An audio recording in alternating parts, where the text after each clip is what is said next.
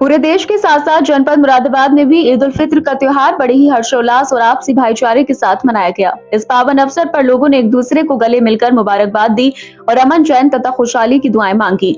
शहर से लेकर गांव तक हर जगह उत्सव का माहौल देखने को मिला। इसी क्रम में मुरादाबाद के ग्राम पीपलसाना में भी ईद उल फित्र का त्योहार विशेष उत्साह के साथ मनाया गया।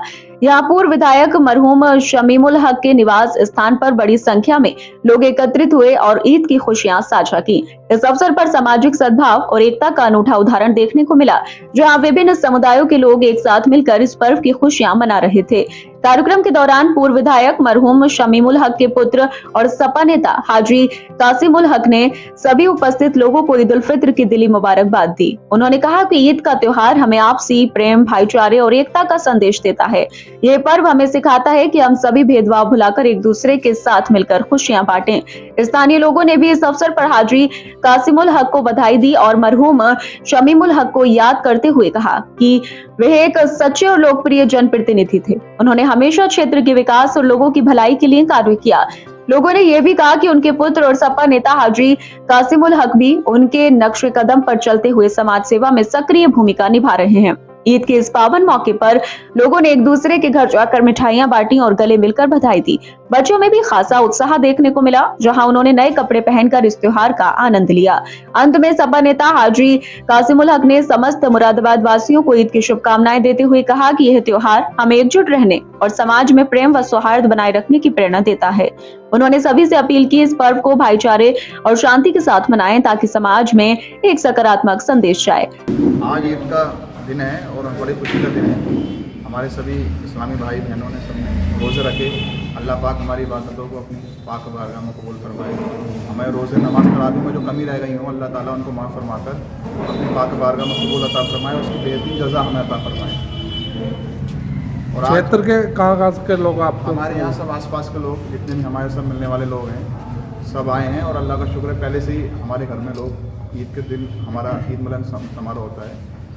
और मैं सभी देशवासियों को, प्रदेशवासियों को, खासतौर से विधानसभा सदस्य जनता को, मुरादाबाद को, महानगर को ईद की तहे दिल से मुबारकबाद देता हूँ और अल्लाह से दुआ करता हूँ कि अल्लाह पाक ये ईद का दिन हमारे लिए अमन, चैन और भाईचारे का पैगाम लेकर आए और हमारी जितनी भी नेक ख्वाहिशें हैं अल्लाह हुजूर अलैहिस्सलाम मोहम्मद मुस्तफ़ा जान रहमत के सदक़े और इस पाक दिन के सदक़े अपनी पाक बारगाह में कबूल फरमाए और जहाँ कहीं भी मुसलमान परेशान हाल हैं अल्लाह उनकी परेशानी को दूर फरमाए और हम सब पर अपना रहम फरमाए, हमारी नेक ख्वाहिशों को पूरा फरमाए।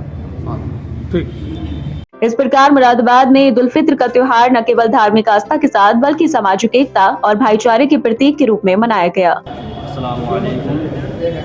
ईद उल फित्र के इस अजीम मौके पर देहात 27 ही नहीं बल्कि ज़िले भर के लोग हमारे विधायक शमीमुल हक साहब के मकान पर सुबह से ईद की मुबारकबाद पेश करने के लिए आ रहे हैं और सिलसिला लगा हुआ है।